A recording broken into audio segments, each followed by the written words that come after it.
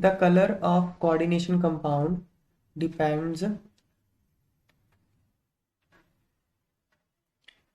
on crystal field splitting. What will be correct order of absorption of wavelength of light in the visible region for the complexes? ये complexes दिए हैं आपको। देखो क्या बोल रहा है, पहले इसको समझना पड़ेगा आपको। कोऑर्डिनेशन कंपाउंड का कलर क्यों होता है?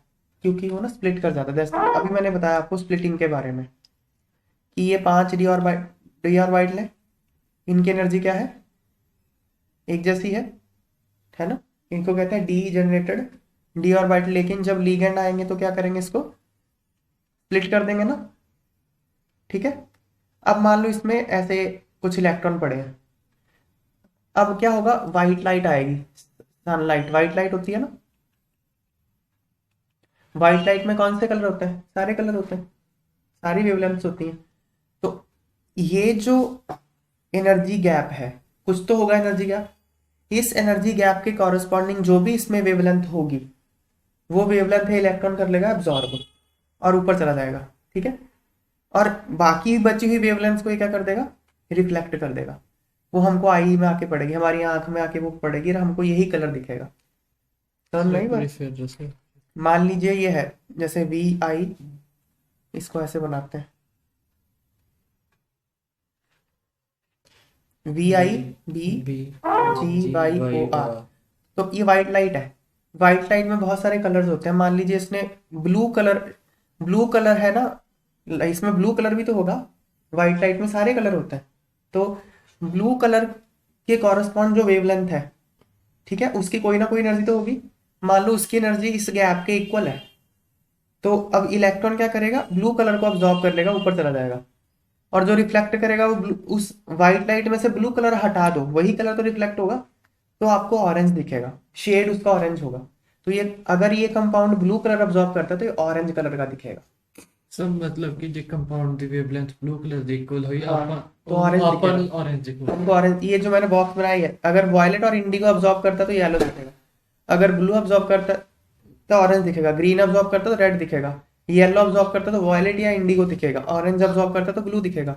रेड एब्जॉर्ब करता है तो ग्रीन दिखेगा। ये कोई हार्ड एंड फास्ट रूल नहीं है, ऑब्जर्वेशन है कुछ। सब मला तेरे ऊपर डब्बे करे वास्ते हाँ, मेरे। ये तो स्प्लिटिंग हो गई ना हाँ उसकी। जी, मतलब वो लो वाले हो गए। हाँ, उसके ऊपर इजी है। इजी। फिर इजी की भी आई सेम फंडा लगा। हाँ, ठीक है। तो स्प्लिटिंग होके ऐसे जा रहा है।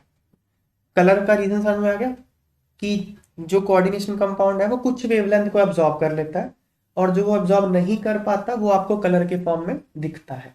अब क्या, कुछ कंपाउंड कलर नहीं होते, क्यों? क्योंकि वो जो एब्जॉर्ब करता है वेवलेंथ वो विजिबल रेंज में आती नहीं है। विजिबल रेंज में एब्जॉर्ब करनी पड़ेगी उसको। ठीक है। चलो अब क्वेश्चन इसी पे बेस्ड है, क्वेश्चन सारे ये। अब आपको बोला है कि क्या पूछा है उसने?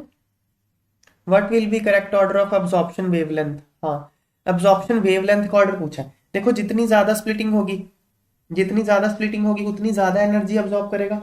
उतनी ज्यादा एनर्जी अब्सॉर्ब करेगा तो वेवलेंथ उतनी कम होगी, क्योंकि एनर्जी क्या होती है?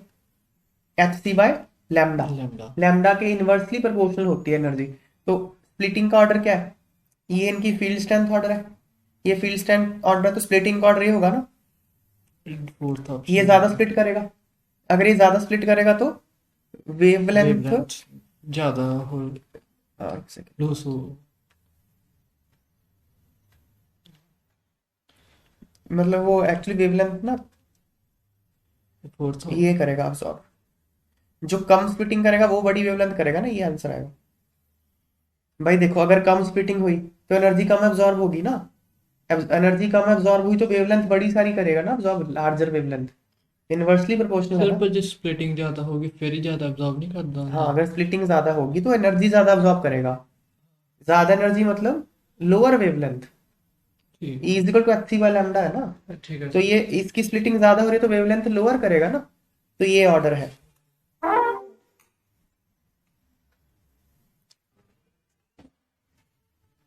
Next question. Copper sulphate dot 5H2 blue होता है, कॉपर सल्फेट कलरलेस होता है, क्यों? देखो ये कॉम्प्लेक्स है, this is a complex. Complex. तो कॉम्प्लेक्स में स्प्लिटिंग होगी। स्प्लिटिंग होने की वजह से कलर्ड होता है, यस और इसमें स्प्लिटिंग होती नहीं है, तो इसलिए कलर Compound होता नहीं है, है। ये कलरलेस होता है, मतलब वाइट होता है, ये कारण है। Copper sulphate dot 5H2 is a complex compound and exist as ये, ठीक है ना। Water causes splitting of D orbitals of copper, water D orbital split कर देता है। एज अ रिजल्ट इसमें डी डी ट्रांजिशन होती है। डी डी ट्रांजिशन मतलब ये जो है ना T2G से EG जाना, इसको कहते हैं डी डी ट्रांजिशन। तो एनहाइड्रस कॉपर सल्फेट में इस तरह का कोई स्प्लिटिंग होता नहीं है, इसलिए वो व्हाइट होता है, कलरलेस। केमिस्ट्री में कलरलेस का मतलब व्हाइट होता है, ठीक है। अगला, अब देखो डायरेक्ट ये ना, अब आपको ये कॉम्प्लेक्स कंपाउंड दिए हैं, इनके कलर पूछ लिए, इसको लॉजिकल ढंग से करने का कोई तरीका नहीं है, आपको ये कलर याद ही होने पड़ेंगे। समझ आ गई बात, आपको याद करने कौन से, अब क्वेश्चन आता है कौन से कलर याद करें यार, ऐसे तो बहुत सारे हैं जो एनसीईआरटी में गिवन है, वो कलर आपको याद करने चाहिए। ये सारे कलर एनसीईआरटी में गिवन है। कलर ऑफ ये वाला मत करो, कलर ऑफ अब्जॉर्ब लाइट, ये वेवलेंथ भी मत करो, ये कर लो। ये कोऑर्डिनेशन कंपाउंड है, उसका कलर ये है, ये कोऑर्डिनेशन में उसका कलर ये, कितने 6 ही है बस, इनके कलर याद कर लो आप, ठीक है। तो ये कंपाउंड्स के कलर आपको याद होने चाहिए, ओके। ऐसे आपने पहले भी लिखवाए थे। हाँ सेम ही लिखा था मैंने पहले भी।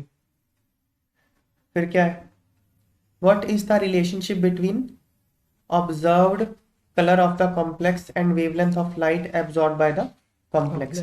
ये बोल रहा है कि जो उसने एब्जॉर्ब करी लाइट और जो आपको कलर दिखा, उसमें क्या रिलेशन है, कॉम्प्लीमेंट्री होता है, जो कलर वो ऑब्जॉर्ब कर लेगा उसका कॉम्प्लीमेंट्री Opposite आपको होगा। दिखेगा। तो crystal field splitting uplifts the degeneracy of D orbitals, ये होता है डीजेनरेट ऑर्बिटल, इसकी स्प्लिटिंग हो जाती है तो इसकी डीजेनरेसी खत्म हो जाती है। न्यू ऑर्बिटल जो होते हैं वो डिफरेंट एनर्जी के होते हैं, स्प्लिटिंग हो गई ऐसे। अब वही यहाँ पे एक्सप्लेन किया हुआ है। सर ऐसे E2G क्यों लिखा है ऊपर डायग्राम? EG2 मतलब यहाँ 2 इलेक्ट्रॉन है, T2G4 मतलब 4 इलेक्ट्रॉन नीचे, वो तो कितने भी हो सकते सर हैं। मतलब कि जब ऊपर 4 हो गए तो ऊपर E4G होगा। हाँ। फिर क्या होगा, when white light falls on electron in lower energy orbital, ये समझाया हुआ है कि व्हाइट लाइट जब लोअर एनर्जी वाले मतलब नीचे, ये नीचे वाले पे पड़ेगी जब व्हाइट लाइट, है ना, तो क्या करेगा, it gets excited to higher energy by absorbing the wavelength which has energy equal to crystal field splitting energy. ये एनर्जी का गैप कितना है, डेल्टा ओ, तो ये डेल्टा ओ के इक्वल एनर्जी ये अब्सॉर्ब कर लेगा, इसको क्या कहते हैं, DD transmission. Transmission। Observed colour of the complex is complementary to the wavelength absorb, तो जो ये वेवलेंथ अब्सॉर्ब करेगा और जो कलर दिखेगा वो आपस में क्या होंगे, कॉम्प्लीमेंट्री होंगे। फिर है, why are different colors observed in octahedral and tetrahedral complexes for same metal and same ligand। ये बात समझो, देखो 2 तरह के कॉम्प्लेक्स होते हैं, एक ऑक्टाहेड्रल एक टेट्राहेड्रल। ऑक्टाहेड्रल में ना ऐसा होता है, ऑक्टाहेड्रल का मैंने बताया स्प्लिटिंग कैसे होती है, EG ऊपर T2G नीचे। टेट्राहेड्रल में ना उल्टा होता है स्प्लिटिंग, ऊपर T2 होता है नीचे E होता है, उल्टा होता है स्प्लिटिंग, इसको कहेंगे डेल्टा ओ। ये क्यों होता है मैं बताऊंगा आपको नेक्स्ट क्लास में। इसको मतलब कि ऊपर वाले स्ट्रॉन्ग बन हाँ, जाए। इसको कहते हैं delta T, tetrahedral crystal splitting, इसको ऑक्टाहेड्रल क्रिस्टल स्प्लिटिंग। इनमें पता क्या होता है, delta T is 4/9 delta O.